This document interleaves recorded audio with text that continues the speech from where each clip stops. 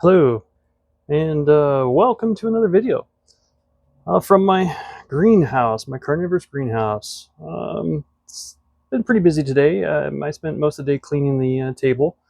As you can see, my dewy pines here are in their own tray now, and the Cephalotus is still in the greenhouse. I'm debating about bringing it back inside or not. I just haven't decided yet to put it back under LED. I think, best thing is, natural sun, but I haven't decided yet.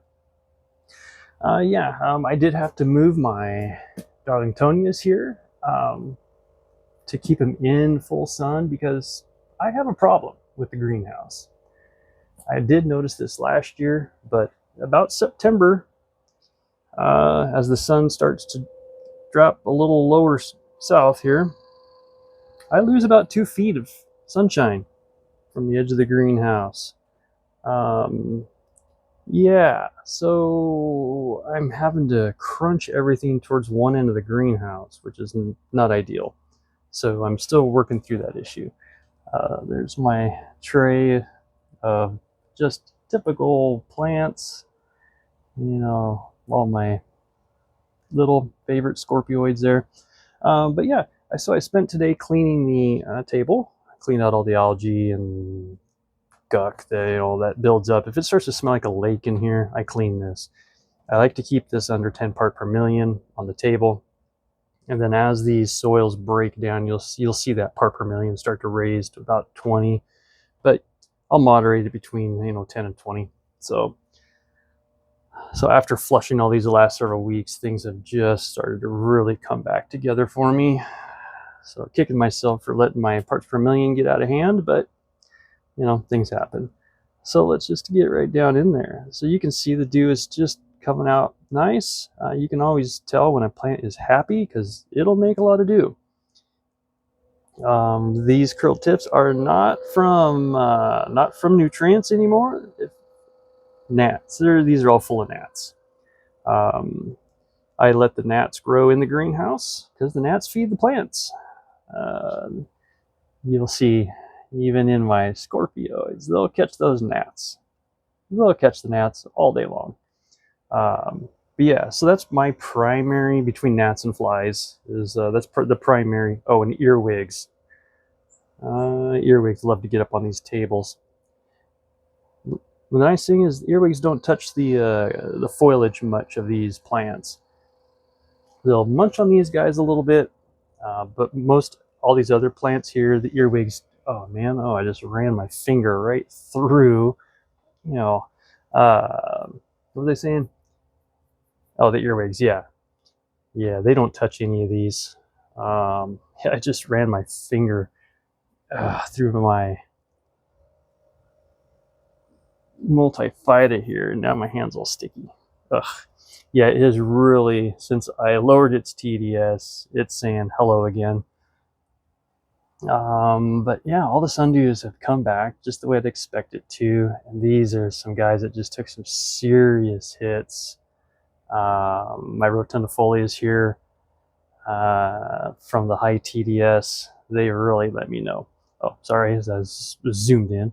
Otherwise, everything's still just growing the same. I know I tried to mix a bunch of different species of plants on one table, which is it's tough because you have to regulate the height of pots versus how much water they want. And but hey, we have nothing but time.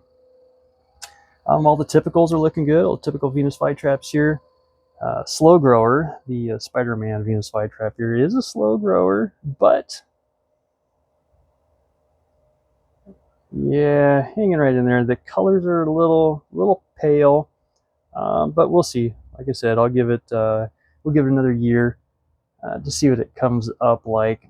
But just the new growth that comes out is absolutely insane. Yeah, we'll see. The typicals are looking good. This is a typical, as mentioned in previous videos, from California Carnivores, but it has a lot of red dragon characteristics to it. It's got a real fluorescent green ridge with the red. I don't know, it has a lot of red dragon in it. If I were to compare this labeled as a typical with my actual typicals, night and day difference. So, and this is why I grow from seed. The variance you can get, mutations, I should say, is what makes things interesting, in my opinion. I've grown other plants, and I've done lots of crossbreeding, I should say, to come up with specific characteristics of a plant. So I brought that knowledge over to carnivorous plants because I've never grown by seed. I think last year, year before last is the first time I started growing by seed. And I absolutely enjoy it. These are all seed grown. This is experimental. This is one seed grown in this pot, and it's going to stay in here till it grows. I just want to see what this soil does as it breaks down. My winter growing sundew that never went dormant over the summer, but this guy, he's looking pretty decent. Peltata, it's a Peltata, so Drosera.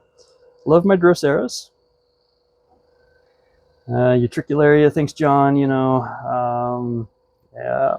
it's a weed, in my opinion. Sorry about that. But yeah, otherwise, everything's just looking just fantastic. Yeah, Judith Hindles, of course, color. So here's the new pictures coming up.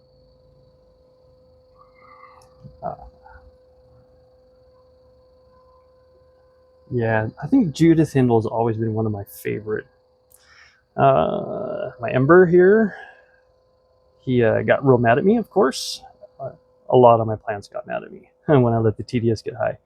But he's slowly coming around. They're pretty resilient. Yeah, the new one here, the Minor Giant here from California Carnivorous, just sending out its new traps. I mean, you really can't go wrong with carnivorous plants if you just give them what they want. Lots of light, low TDS, low, that's key. Boy, whew, I sure struggled this summer from that. And yeah, lots of light. So, anything else to go over? Not much, not really. After flushing, these guys are still looking really good after flushing. I did lose a couple small plants after flushing, but overall, the Cephalotus didn't yell at me too much from flushing it, because Cephalotus, you can rot their roots pretty easy if you keep them too wet for too long. And the traps will tell you. The traps will tell you when it's not happy. But so far, I am not seeing any traps except this guy here. He's not open. That may be a damaged root. But otherwise, even all the new traps are nice, opening up. They're letting me know it's okay. So I feel pretty confident that the flush of this worked out pretty decent. I'm still getting about 50 or so parts per million out of this. So I know exactly where my parts per million were coming from. I bought sand, and I probably messed up doing that. But yeah, and this is the same sand. And I have not measured the TDS of this because honestly, this plant doesn't care. And whew, talk about the smell. These things smell like some of the strongest honey. Yeah, you open up the door to the greenhouse in the morning and you just get blown away by the smell that this plant produces. So yeah, it's looking great. Pumping away my 12 volt. Yeah, you can hear my pump. It's my aerator. I have a 12 volt aerator, aerates my water. 12 volt pump circulates this off of the solar panel.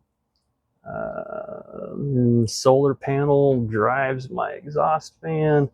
I do have a couple things that are driven off of 110, but surely but slowly I'm phasing away from it. You know me, I'm a retired electrician, so it's not hard to get everything going on 12 volts if you have enough sunshine. So thank you guys for watching. If you got any questions, leave them down below. If you have any ideas on what to do with this guy during the winter, like I said, we get about 0 degrees here. We can get down to -10. Let me know what to do. This is my first year ever growing these. Yeah, I don't know. I've read everything online. Yeah, not sure. But yeah, thanks guys. Got any questions? Leave them down below. We'll catch you on the next one. Thanks.